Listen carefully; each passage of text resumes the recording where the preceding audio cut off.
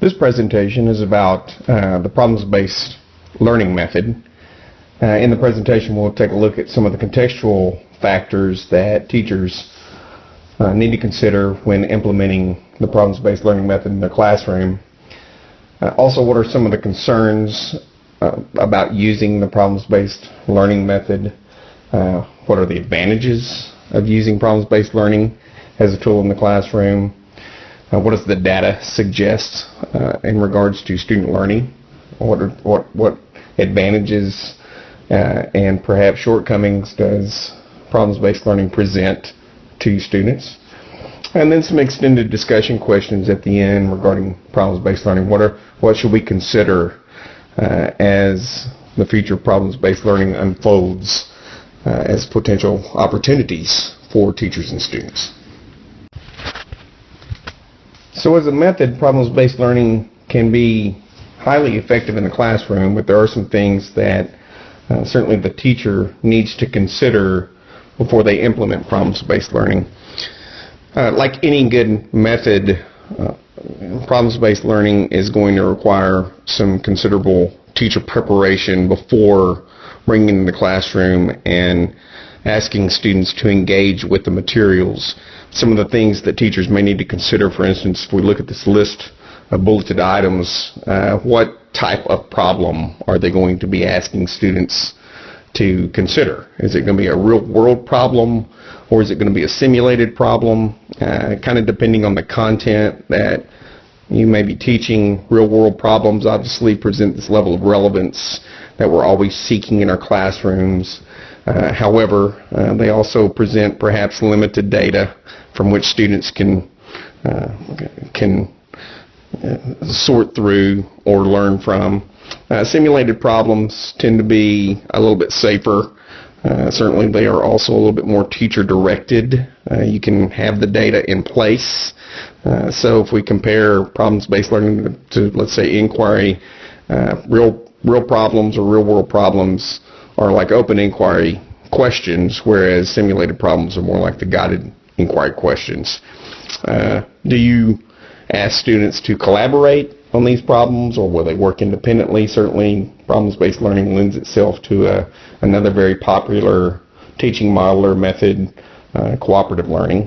So this would be an opportunity for students to not only solve something that could be extraordinarily relevant to them, but they could do it through collaborative measures that certainly will be skills that they will be developing in the future as well. Breadth versus depth is always an issue regarding content, and certainly problems-based learning can really ask students to go very deeply in unpacking the problem as well as potential solutions. But the one thing that content that requires that depth and enrichment also compromises time, and time is something that is very sacred oftentimes in our classroom. So this is really something that a teacher needs to consider prior to bringing problems-based methodology in their classroom. What role is the teacher going to assume? Is the teacher going to be a facilitator? Are they going to be the resource manager? And it may be less about which role and more about when will they serve that role, because a teacher, quite frankly, could be all three. A facilitator as teams are collaboratively working together, a resource manager and helping them find resources, particularly if they're dealing with a problem that, again, may be something that's campus-based, for instance, and have a little bit of a level of confidentiality. And certainly we're not asking teachers to navigate or compromise any level of professionalism, but being able to access specific information that maybe the students wouldn't have access to. So being a facilitator or resource manager or teaching the content, there's always a level of content necessary for students to be able to begin developing solutions to specific problems.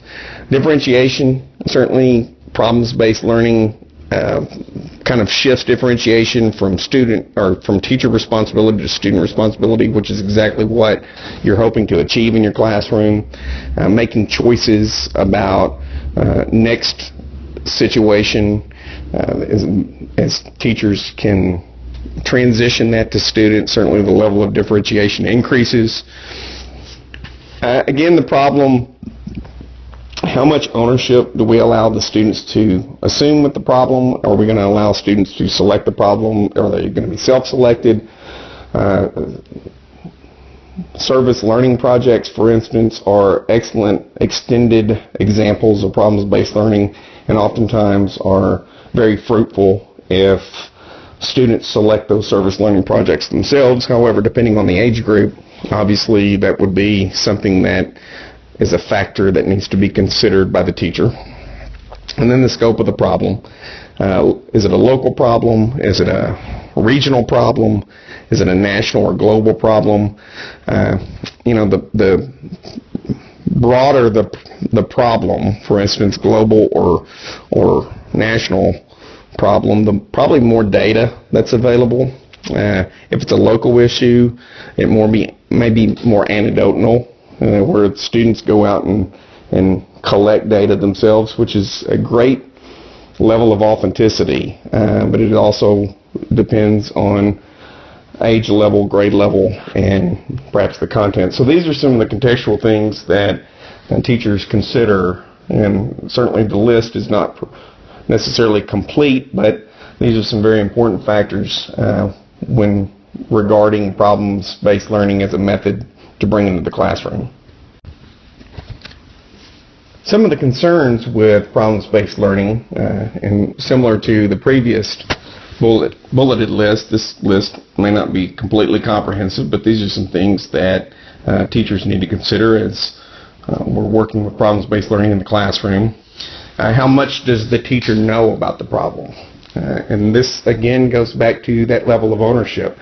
Certainly the teachers, if it is a self-selected kind of local or maybe even regional problem, the teacher is not necessarily expected to be an expert on every single problem that the student groups or a student may select.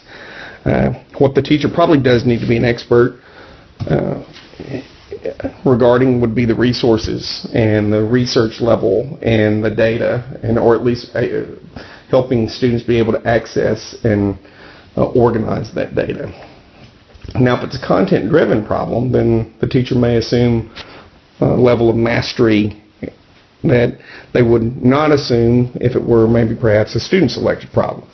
So, and teachers sometimes are very reluctant to bring in things into the classroom that they feel that they don't have a firm mastery of.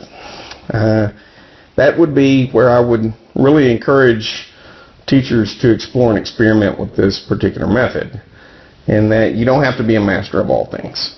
Like I say, for problems-based learning, really it's about helping students research and organize and then develop a solution to these particular problems, and then measure those solutions, finding measurements and assessments that would validate their solutions or invalidate their solutions. The resources, again, if you're going to be a resource manager, if you're going to have technology available, certainly that's something that in local and regional and national and global problems, the more technology and that's accessible, the probably more enriched the research regarding the data collection, readings, as well as class time, access to experts. These are some things that perhaps the teacher needs to resource for students. Organizing student thinking. As with inquiry, one of the most important things is helping students organize their data. Essentially, very similar to that, you're helping students organize their thinking regarding the problem. Let's say it's a local problem that has a really rich source of information and data. But some of it is objective and some of it is very subjective, and I think the teacher is going to have to help that group of students or that student organize and wade through the data and mine the data and figure out what is the data that is relevant to their solution development. What type of assessment are we going to use in the classroom in order to measure problems-based learning. And really, problems-based learning presents a level of authenticity that some of the other methods may not. So this lends itself to authentic assessment as well. But you want some checkpoints, because problems-based learning is usually one of those methods that takes several class periods, maybe even several weeks to accomplish. So you want a level of assessment to not only provide feedback, but help students be accountable for progress. So those are some things to consider as well. How much class time? As I said, time is usually sacred for teachers, and problems-based learning can be a time-consuming method, but it can also be a very enriched, cross-curricular, in-depth, content-specific method. So it's not something that requires you to compromise or sacrifice depth of content. The advantages of problem-based learning are the fact that students are highly engaged and they're thinking at a high level. We're always looking for those methods and models that not only engage students but promote a level of critical thinking that pushes student cognition, and certainly problems-based learning is that method. It also gives them a sense of ownership of the curriculum. When we talk about differentiation usually is about choice, and allowing students to really have that level of control over their learning is very rewarding and empowering for students. So there's a significant number of advantages to problems-based learning, and it not only does it, again, authenticate learning for a lot of the students, but it presents a level of relevancy that will be extremely important, that I think pushes them to lifelong learning, and that is quintessential in what we want to establish in our classrooms. As you look at this list, the data presents, again, a level of engagement and a level of thinking, but more specifically, it also allows students a level of communication and collaboration that maybe they haven't had in the past. They're going to negotiate problems together. They're going to negotiate internal team issues as well. They're going to share work. They're going to be able to determine strengths and weaknesses. And certainly there's always that writing component, so pushing a level of critical writing along with critical thinking. So there's really a lot of different variables that are the income and the outcome of problems-based learning.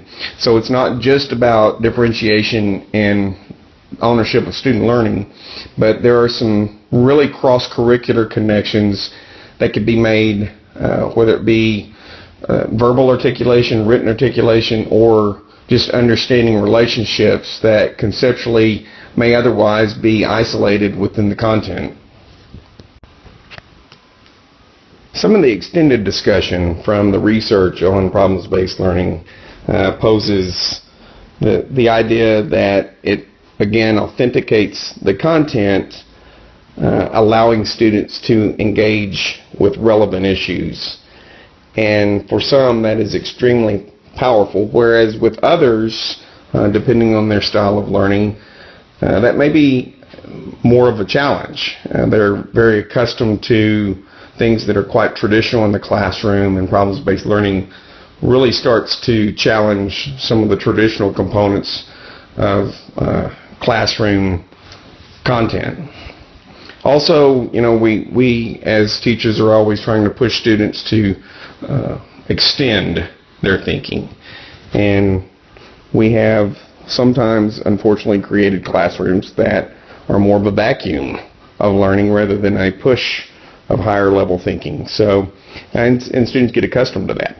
And all of a sudden you bring in a method like problems-based learning that requires them to not only engage, but engage in something that's very significant to them. And it seems like, well, this is logical. They're going to really, this is going to challenge them to really be involved. And rather than them being involved, they tend to start withdrawing because they're just not accustomed to that. So there may be a reconditioning that the teacher has to go through with some of the students because they're just not accustomed to something that brings them as personally involved as problems-based learning may.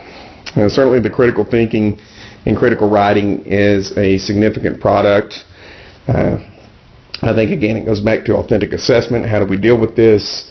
As a teacher, what can we do to maybe extend this in other curricular areas? This may allow teachers to collaborate cross-curricularly and come up with some very authentic problems that are addressed in almost every core content area. Certainly, as students solve their own problems, they become very confident in their own abilities. I think this is something that the research supports as a very significant outcome for problems-based learning, is that students not only own part of their learning, but they also become very self-aware of the fact that they contributed to the solution or a solution to a very serious problem. So that alone, I think, helps to endorse the lifelong learning that we're looking for in our classrooms. So as a conclusion to the presentation, I want you to look at the last two questions that really it says it's focused on social studies and science, but you can think broader than that. This presentation was focused primarily on social sciences and science curriculum, but certainly problems-based learning is not isolated just to those content areas. So if you're from a different content area, certainly expand this into your field, your area of expertise, and consider a response to the two problems. If it is highly effective, why is it a challenge for teachers to use? That's simply the first question. Secondly, because it is a time-consuming method, how can we condense it and still it be effective and efficient? So as we look at the research on problems-based learning, and as we consider bringing it into our classroom as a highly engaging, highly effective, differentiated method for student learning, how can we condense it to make it efficient and effective?